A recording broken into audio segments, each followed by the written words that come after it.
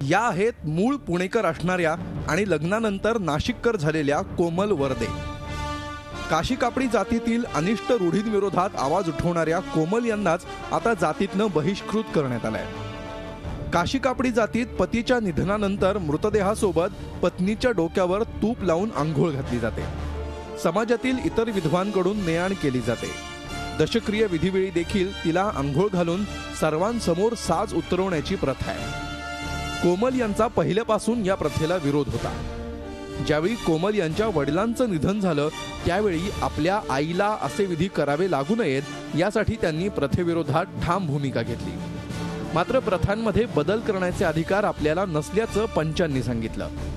त्यासाठी हजारो रुपये खर्चून महापंचायत बोलवण्याची सूचना केली। कोमल मात्र आपल्या मतावर ठाम होत्या। दरम्यान जातीतल्या पंचांनी कोमल यांच्या आईवर दबाव आणला। मुलीचं ऐकायचं असेल तर समाजातून बहिष्कृत करण्याची धमकी दिली आणि कोमल यांच्या आईकडून हे सर्व विधी करवून घेतले। या प्रकारामुळे कोमल व्यथित झाल्या। आज मी माझ्या वडिलांचं त्या दिवशी तोड सुद्धा बघितलं नाही। ही पद्धत मी बंद करण्यासाठी पंचांना भीक मागितली पदर पसरून, तरी त्यांना दया आली नाही। अशा समाजकंटकांना सरकारने जेलमध्ये टाकावी हीच माझी अपेक्षा आणि ही जात पंचायत बरखास्त करावी आणि अजून आमच्या समाजात इंटरकास्ट मॅरेज करणाऱ्यांना सुद्धा वाईट टाकलं जातं। कठोर कायदा झाल्याशिवाय जात पंचायतीला चाप बसणार नसल्याचं अन्निसचं मत आहे।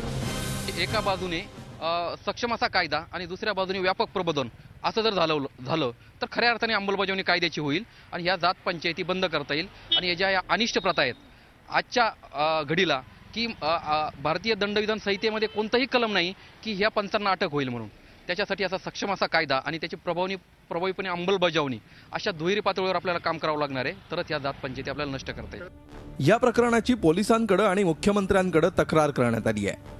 महाराष्ट्राची सांस्कृतिक राजधानी असलेल्या पुणे परिसरात उघडकीला आलेल्या या प्रकारामुळे सर्वांनाच धक्का बसलाय। मुकुल कुलकर्णी, झी मीडिया, नाशिक। येवल्यातील काशी कापडी समाजातील अनिष्ट जात पंचायत रूढींविरोधात येवला पोलीस स्टेशनमध्ये गुन्हा दाखल करण्याची प्रक्रिया सुरू झाली आहे। सामाजिक न्याय राज्यमंत्री दिलीप कांबळे यांच्या आदेशानुसार ही कारवाई करण्यात आली आहे। झी 24 तासने या संदर्भातलं वृत्त शुकतं।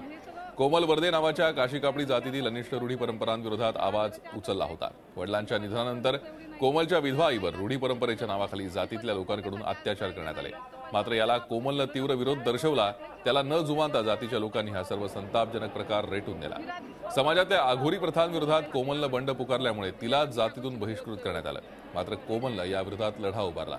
झी 24 तासनं कोमलचा संघर्ष जगापुढे आणला। आता या प्रकरणी गुन्हा दाखल करण्याची प्रक्रिया सुरू झाली असून दोषींना अटक करण्याची मागणी होती आहे। आपण या संदर्भात अधिक माहिती घेऊयात। आमचे प्रतिनिधी मुकुल कुलकर्णी सध्या आपल्याबरोबर आहेत। मुकुल, झी 24 तासनं हे वृत्त दाखवलं आणि त्यानंतर सामाजिक न्याय राज्यमंत्र्यांनी याविषयी गंभीर दखल घेत विभागीय आयुक्तांना कारवाई करण्याचे आदेश दिले होते। काय सध्या प्रक्रिया सुरू आहे? गुन्हा दाखल होतोय का? भूषण, आत्ताची सर्वात महत्त्वाची आणि सर्वात मोठी बातमी अशी आहे की अवघ्या काही मिनिटांपूर्वी येवला शहर पोलीस ठाण्यामध्ये या प्रकरणाचा गुन्हा दाखल झालेला आहे। जे पंच होते, जे तक्रार अर्जामध्ये या महिलेनं ज्यांची नावं दिलेली होती अशा 9 जणांविरुद्ध अध्यक्ष सुनील गादेकर, शंकर वाडेकर, शरद भिंगारे, नारायण आंदेकर यांच्यासह त्यांचे जे 9 साथीदार होते, जे 9 पदाधिकारी होते पंचांचे, या सर्वांविरोधात येवला शहर पोलीस ठाण्यामध्ये गुन्हा दाखल करण्यात आलेला आहे। आपण कालच हे वृत्त प्रसारित केलेलं होतं। अत्यंत अनिष्ट अशी रूढी परंपरा या समाजामध्ये गेल्या अनेक वर्षांपासून चालू होती। ज्या महिलेनं याबाबत संघर्ष केला होता तिलाच बहिष्कृत करण्यात आलं होतं। तिच्या आईपासून या लेकीला वेगळं करण्यात आलेलं होतं। असे अनिष्ट प्रकार इथे चालू होते। याचा आपण ज्यावेळेस वाच्यता केली होती, आपण या प्रकरणाला संपूर्णतः वाचा फोडली होती, त्यानंतर सामाजिक न्याय मंत्र्यांनी याची गंभीर दखल घेतली। रात्रीच कोमल हिच्याशी राज्यमंत्र्यांचं बोलणं झालं होतं। त्यानंतर पोलीस अधिकारी जे आहेत नाशिक जिल्ह्यातले वरिष्ठ पोलीस अधिकारी त्यांच्याशी बोलणं झालं होतं आणि त्यानंतर या प्रक्रियेला खऱ्या अर्थानं वेग आला होता। मात्र यामध्ये सांगावंसं असं वाटतं की जो जात पंचायती विरोधातला जो कायदा आहे तो अजून त्याचा मसुदा तयार आहे, मात्र तो कायदा पारित झालेला नाहीये। त्याच्यामध्ये पोलिसांचा संभ्रम हा सकाळी दुपारी 1:30 वाजल्यापासून ही महिला पोलीस स्टेशनचे चक्कर मारत होती, मात्र गुन्हा दाखल होत नव्हता. त्याला कारण एक होतं की पोलिसांना नेमकं पोलीस पूर्णतः संभ्रमामध्ये होते, कुठल्या कलमाच्या आधारे गुन्हा दाखल करायचा. त्यामुळे विचारांती वरिष्ठांचं मार्गदर्शन घेतल्यानंतर हा गुन्हा दाखल करण्यात आलेला आहे. तब्बल 4 ते 5 तासानंतर ही गुन्हा दाखल करण्याची प्रक्रिया पूर्ण झाली. आणि आत्ताची सर्वात महत्त्वाची आणि सर्वात मोठी बातमी ही आहे की काशी कापडी या समाजाविरोधातल्या जो बंड पुकारलेला होता, जो यल्गार पुकारलेला होता, त्या महिलेला न्याय मिळायला सुरुवात झाली आहे आणि आता पोलीस ठाण्यामध्ये गुन्हा दाखल झालेला आहे. खरंय मुकुल, ही सगळ्यात महत्वाची बातमी आहे. झी 24 तासनी हे वृत्त काल दाखवलं होतं. त्यानंतर सामाजिक न्याय राज्यमंत्री दिलीप कांबळे यांनी या संदर्भात त्याची गंभीर दखल घेत तात्काळ कारवाई करण्याचे आदेश आपण विभागीय आयुक्तांना देऊ असं म्हटलं होतं. त्यानुसार ही कारवाई होतीये, गुन्हा दाखल झालाय. आता या सगळ्यातनं पुढे काय होतंय पाहणं महत्वाचं ठरणार आहे. मात्र मुकुल, अन्निसने सुद्धा या विरोधात लढा दिला होता. कोमलच्या बरोबर अन्निस सुद्धा होती. मात्र असं असतानाही हे जात पंचायतीचे जी लोक आहेत ते कुठेही माघार घ्यायला तयार नव्हते. सामाजिक प्रबोधनाच्या दृष्टीनं कुठेतरी सामाजिक संस्था असतील किंवा सरकारही कमी पडतंय असं वाटतं का? निश्चितच अनिस गेल्या 3 वर्षांपासून याबाबत लढा देत आहे. जात पंचायतीला मूठमाती देण्यासाठी नाशिकपासूनच खऱ्या अर्थानं याची सुरुवात झालेली होती. मात्र समाजामध्ये जो एक प्रभाव आहे, ह्या पंच लोकांचा एक दबाव आहे. आता हे जर प्रकरण आपण बघितलं तर मुलगी लढते आहे, आपल्या आईवर जो अत्याचार होतोय, आईवर जो अन्याय होतोय त्या विरोधात मुलगी लढते. मात्र पंचांचा एवढा भयंकर दबाव या महिलेवर आहे, जिने आपल्या मुलीची साथ सोडली आणि समाज काय म्हणेल, पंच काय म्हणतील यांच्या दबावाखाली आली आणि तिने मुलीला पण बाजूला केलेलं होतं. एकंदरीतच याबाबत केवळ गुन्हे दाखल करून उपयोग होणार नाही, तर समाज प्रबोधन ही महत्त्वाची जबाबदारी आहे, ती पार पाडावीच लागेल. मात्र जोपर्यंत यांना कायद्याचं भय राहणार नाही, कायद्याचं त्यांना भीती राहणार नाही, तोपर्यंत हे प्रकार थांबणार नाही. त्यासाठी लवकरात लवकर कायदे दाखल करून असे जे कोणी दोषी असतील त्यांच्यावर तत्काळ गुन्हे दाखल करून त्यांना अटक झाली पाहिजे, त्यांच्यावर तातडीनं कारवाई झाली पाहिजे, जेणेकरून इतर समाजातील जे लोक आहेत ते धडा घेतील आणि असे प्रकार थांबतील. खरंय मुकुल, धन्यवाद ही सविस्तर माहिती दिल्याबद्दल. या संदर्भातल्या ज्या काही ताज्या अपडेट्स असतील त्या आम्ही तुमच्याकडनं वेळोवेळी जाणून घेतच राहू. झी 24 तास रहा एक पाऊल पुढे.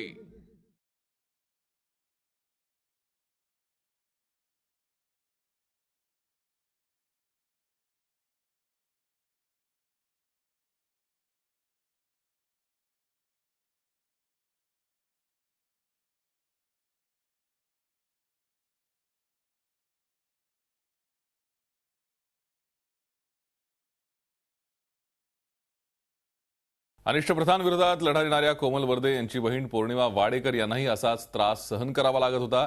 त्यांनाही या सगळ्या प्रथा पाळाव्या लागत होत्या. त्यांना नेमका कसा त्रास दिला जात होता या संदर्भात त्यांच्याचकडनं आपण जाणून घेऊयात. पौर्णिमाताई नमस्कार. काय नेमका त्रास तुम्हाला या जात पंचायतीकडून दिला जात होता? नाही सर, ती प्रथा होती आमच्यात. म्हणजे मला पण त्यावेळेस केली, जेव्हा माझे मिस्टर 2001 मध्ये गेले त्यावेळेस ते केलं की तूप लावून आंघोळ घालणं आणि अंधाऱ्या खोलीत डांबणं. आता तुमचे वडील जेव्हा गेले त्यानंतरही तुमच्या आईला असाच त्रास दिला होता. तुम्हाला त्याच पद्धतीने त्रास दिला गेला का? तुम्ही या सगळ्याला विरोध करण्याचा प्रयत्न केला होता का? विरोध करण्याचा प्रयत्न म्हणजे पंचांना विचारलं आम्ही, पण पंचांनी नाही म्हणजे नकार दिला की जे आहे चालीरीती आपल्या त्याप्रमाणेच केलं पाहिजे. पण तुम्हाला हे सगळं पटतंय का, हे अशा चालीरीती असणं किंवा आता या आधुनिक युगामध्ये असं वागणं? नाही, पटत नाहीये. पण ह्याच्यात माझ्या 2 काकांची नावं आलेली, त्यांची पण चूक नाही, कारण की ते पण पंचांच्या प्रकाराला बळी पडलेत. त्यामुळे घाबरून की आमच्यात हा प्रकार आहे की वाळीत टाकणं वगैरे, त्यामुळे सगळेजण घाबरले गेले. कारण अजून आमचे 2 भावांचं, माझ्या बहिणींचं वगैरे लग्न व्हायचंय. त्यासाठी आम्हाला कोणाच्या विरुद्ध तक्रार करायची नाही, फक्त की ह्या चाली ज्या आहेत ना त्या बंद करायच्या आहेत. तुम्हाला अजूनही भीती वाटते की जात पंचायतीचे लोक पुन्हा तुम्हाला त्रास देतील? नाही, असं काही सांगता येत नाही. भीती नाहीये, पण आता इथून पुढे ते वाळीत टाकतील असं वाटतं. ठीक, पण तुमच्या माहितीकरता सांगतो, आता गुन्हा दाखल होण्याची प्रक्रियाही सुरू झाली आहे, गुन्हा दाखलही झालाय, त्यामुळे यापुढची कारवाई सुद्धा होईल. त्यामुळे अशा प्रथांविरोधात खरं तर लढा देऊन आपण उभं राहणं खूप गरजेचं आहे. तेव्हा कुठल्याही प्रकारे घाबरू नका. शासन त्याचबरोबर पोलीस तुमच्या सोबत असतील, कारण आता गुन्हा दाखल झालाय. त्यामुळे यापुढच्या काळात तरी अशा प्रथांविरोधात जसा तुमच्या बहिणीने आवाज उठवला तसाच तुम्ही उठवा. धन्यवाद आमच्याशी सविस्तर बोललात त्याबद्दल.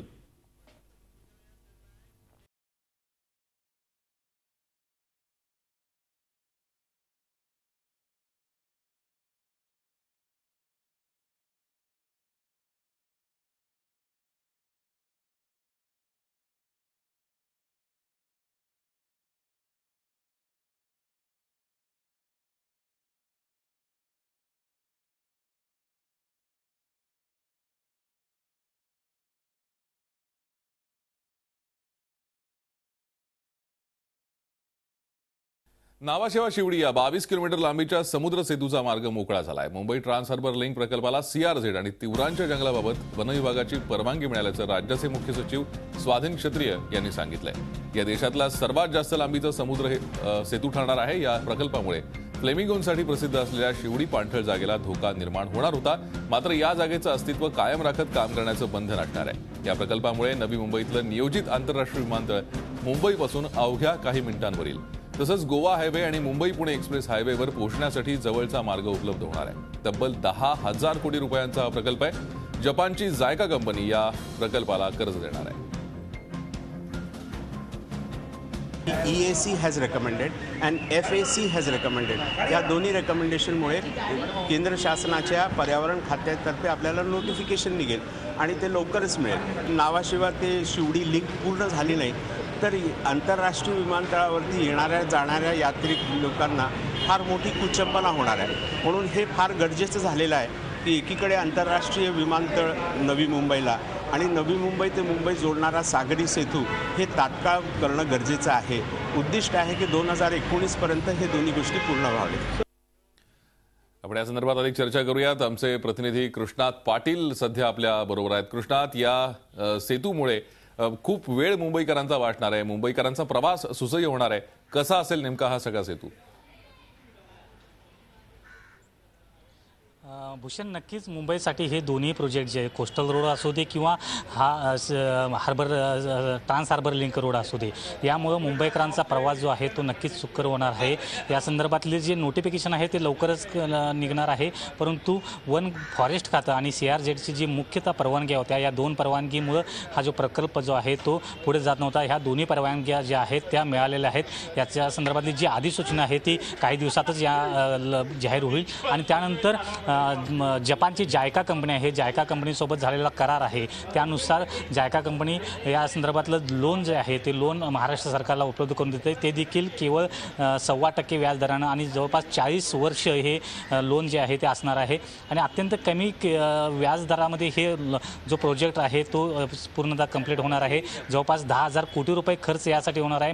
मुंबईसोबतच महाराष्ट्रासाठी देखील लाभदायक ठरणारा हा प्रोजेक्ट आहे. कारण संपूर्ण कोकण या ठिकाणी मुंबईशी जोडला जाईल आणि तो देखील कमी वेळेत या ठिकाणी नवी मुंबई विमानतळ झाल्यानंतर नवी मुंबईतून मुंबईत येण्यासाठीचा जो कालावधी आहे तो अत्यंत कमी वेळेमध्ये या ठिकाणी साध्य होणार आहे. आणि एकंदरीतच जो ईस्टर्न एक्सप्रेस हायवेवर जो वाहतुकीचा ताण पडतो, त्याचबरोबर हार्बर लाईनवर जो ताण पडतो तो यामुळं नक्कीच कमी होणार आहे. आणि त्याचबरोबर रस्त्यावरची वाहतूक जी आहे दिल्लीप्रमाणे मुंबईत देखील अशा प्रकारची वाहतुकीचा जो तिढा आहे तो निर्माण होऊ नये या दृष्टीनं हे कोस्टल रोड संदर्भातच trans harbour link road project जो आहे तो आता मार्गी लागण्याची शक्यता आहे. या संदर्भातली ट्रान्स हार्बर लिंक रोडचं जो निविदा आहे ते कुठल्याही परिस्थितीत मार्च महिन्यामध्ये काढणार असल्याचं मुख्यमंत्र्यांनी या ठिकाणी सांगितलेलं आहे. धन्यवाद कृष्णात या सविस्तर माहितीसाठी.